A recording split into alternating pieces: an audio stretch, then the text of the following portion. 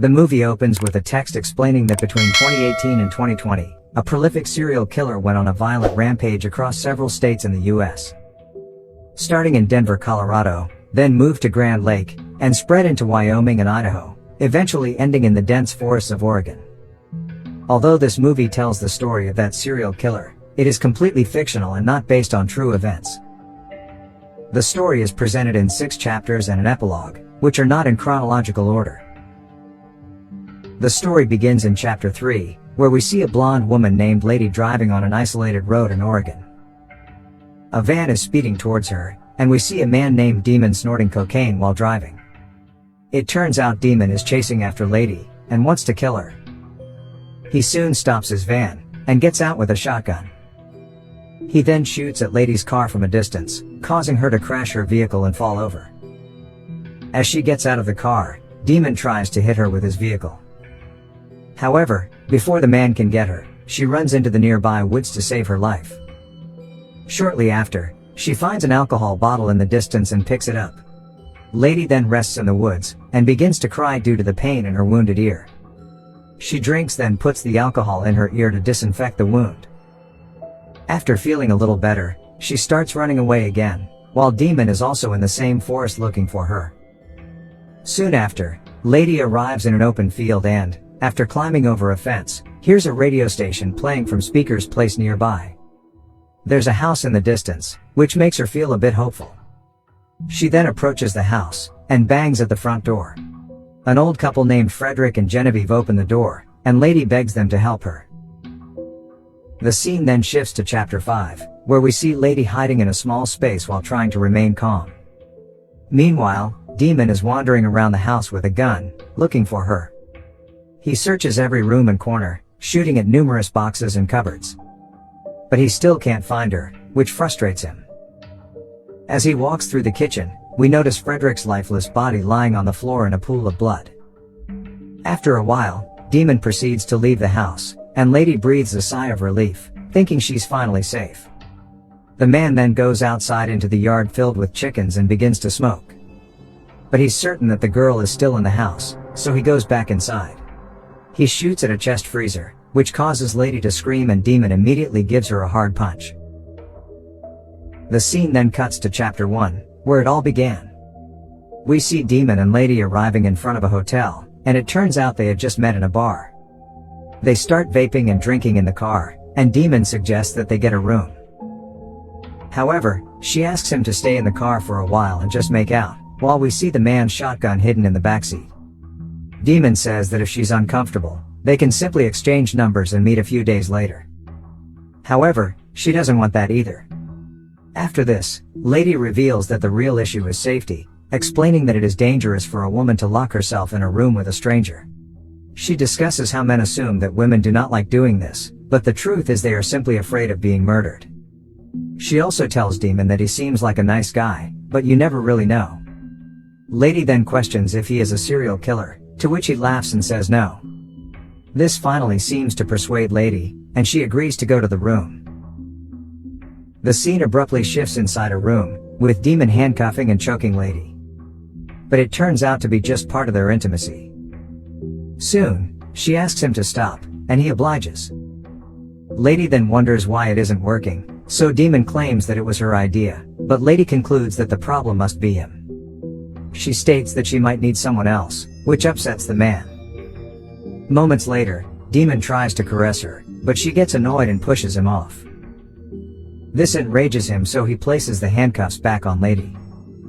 Surprisingly, he starts spanking her and declares that he is now in control. Lady begs him to let her go, but the creepy man responds that he doesn't need her permission, and also demands that she call him sir. He calls her a mentally sick woman, and then threatens to cut her up with a knife, and leave her to bleed to death. Hearing this, the girl begs him not to kill her and begins to cry. And when she suddenly says, "Mr. Snuffleupagus," he stops. The scene then shifts back to an earlier scene in a car, where they are talking about how much Lady wants him to roleplay. Turns out she wants him to be violent and assertive while they are making love. Furthermore, she wants him to continue even if she protests and cries. Demon eventually agrees, because he wants to sleep with her at any cost. The two then agree that if Lady wishes to stop at any time, her safe word will be Mr. Snuffleupagus. Returning to the hotel room, Lady is still crying, so Demon apologizes in case he went too far and hurt her. However, Lady soon laughs and admits that she was also acting. Demon wonders why she said the safe word in such a case, and she responds that she just wants a little break. We are then taken to chapter 4, where we see the old couple, Genevieve and Frederick, peacefully having their breakfast, and they appear to be a happy couple. But then they notice Lady frantically banging on their door. Genevieve thinks she looks crazy, so the couple grabs bear spray just in case. Seeing that she's just a harmless woman, they invite her inside and ask what happened. Lady reveals that she was chased by a man in a pickup truck, and asks if they have a gun. However, Genevieve reveals that they don't have a gun. Suddenly, Lady begins screaming from the pain of her wound, so Genevieve decides to go get some painkillers for her. Lady eats the leftover breakfast, while Frederick suggests they can call the police, but Lady says that's not necessary. Despite this, the old man attempts to contact the police, and Lady furiously asks him not to. Meanwhile, Genevieve finally finds some painkillers in her bathroom and heads downstairs. But to her horror, she finds her husband being brutally stabbed and tortured by Lady. The old man calls out for his wife before eventually collapsing, dead on the floor. Lady says that she didn't want to kill him, but she had to. Up next, Lady decides to lock Genevieve inside the storm shelter outside. But as soon as they reach the open field, the old woman seizes the opportunity to run into the woods. Just then, Lady notices that Demon is nearby. She rushes back inside the house to protect herself. She gets the bear spray, and sits in the freezer. At this moment, she hears Demon breaking in, so she quickly closes the freezer door to hide. The scene then cuts to chapter 2, where we see Lady and Demon in the hotel room again. Lady takes out a small packet of cocaine from her bag and suggests they try it. Demon is reluctant, but she tries to convince him by saying it turns her on. But since it is her birthday tonight, Demon reluctantly agrees to try it. The two then snort some cocaine, and begin passionately making out. But not long after, Lady abruptly stops, and begins putting on her boots, which confuses the man. He thinks she's just playing games with him, and says he's done with her. However, she furiously tells him that he can only be done when she says so. Regardless, Demon puts on his clothes, and tells her to find her own way home, as he's fed up with her behavior.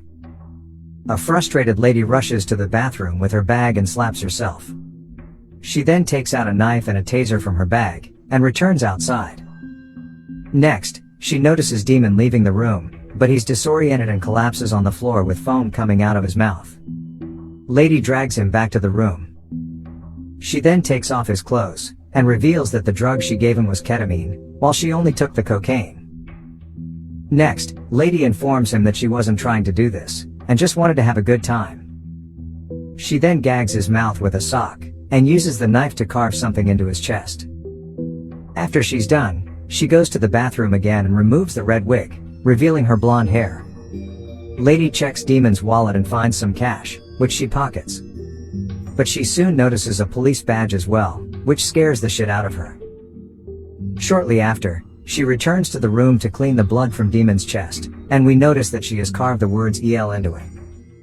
She then picks up a knife to finish him off, right when this happens.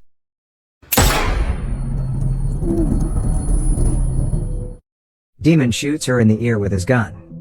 He fires more, but she dodges the bullets and escapes. Lady runs outside, half naked and bleeding from one of her ears. She eventually reaches the hotel's reception and begs for help. Meanwhile, Demon is still in his hotel room, struggling to get up. He snorts the cocaine left by Lady, which seems to energize him. On the other hand, Lady informs two staff members about the man who attacked her. The receptionist also suggests calling the police. But then, Lady then requests the other employee's car keys and clothes. The employee obediently hands them over, after which Lady gets into the car and drives away, leading to the pursuit from earlier. The scene then moves to chapter 6, where Lady is unconscious in the freezer after being punched by Demon. Afterward, he uses a handcuff to tie her to the freezer door so she cannot escape. Demon then calls his colleague and identifies himself as RC. He gives his colleague his current address, and requests that he come over right away, stating that he's in trouble. Shortly after, Lady regains consciousness, and Demon mentions that he finally got her. Demon asks her if she is the notorious serial killer, known as Electric Lady. However, Lady doesn't answer his question, and states that she doesn't care about going to jail, she just doesn't want to die. She mentions that she used to watch true crime shows, and was inspired to commit murder by the infamous serial killer Gary Gilmore. Moments later, Lady suddenly begins crying and expresses her regret for her actions. She begins to cry while singing a love song. For a brief moment, Demon seems distracted by her weird behavior, and Lady takes advantage of this by using the bear spray on him. As he becomes disoriented, she pulls him close to her, and brutally bites his neck. The psycho girl then screams and collapses into the freezer, exhausted, as she watches Demon take his final breath. Once Lady calms down, she gets out of the freezer, and pulls Demon's dead body towards her. She then steals a gun hidden in his shoes and keeps it for herself. At this moment, Lady hears police sirens in the distance and realizes she's going to be in trouble. She thus lowers her pants and lies on the ground, pretending to be a victim. Two cops named Pete and Gail arrive at the scene. It turns out that they are Demon's colleagues, and they are shocked to see him dead. Pete begins to speculate about what exactly happened at the scene. Gail notices Lady's distressed state and believes that she has been assaulted. However, Pete remains uncertain about it, as he knows Demon couldn't do such a thing. Gail attempts to unlock Lady's handcuffs, but Pete asks her to wait for the EMTs and homicide to arrive. However, Gail claims that it will take at least an hour, and the girl requires immediate medical attention. She eventually uncuffs Lady, who claims that the man chased and assaulted her while he was high on cocaine. Pete doesn't seem to believe it, but when he searches Demon's pockets, he discovers the cocaine, which shocks him. Despite this, Pete suspects something is amiss, and suggests waiting for the others according to protocol. However, Gail continues to argue with him, so the senior cop has to agree with her, despite the fact that he stated that they do not know whether Lady is a victim or not. The two then take Lady to their car, and start driving to the hospital. But after a while, they come across Genevieve, who frantically explains about Lady. But then this happens.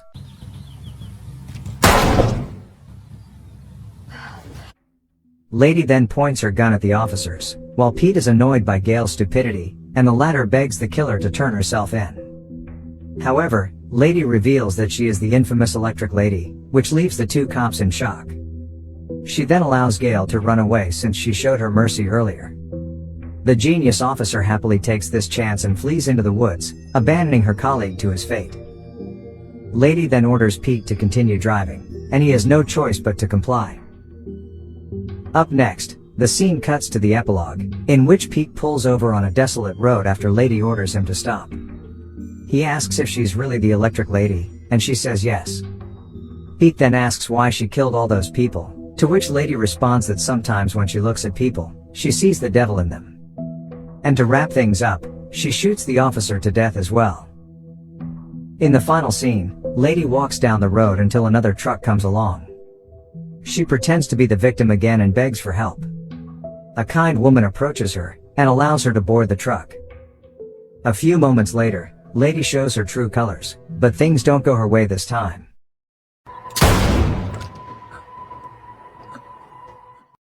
The driver Lady shoots her first. She then calls the cops to report that she shot someone in self-defense, and is on her way to the station. The movie ends as the woman drives away, while the serial killer slowly succumbs to her injuries.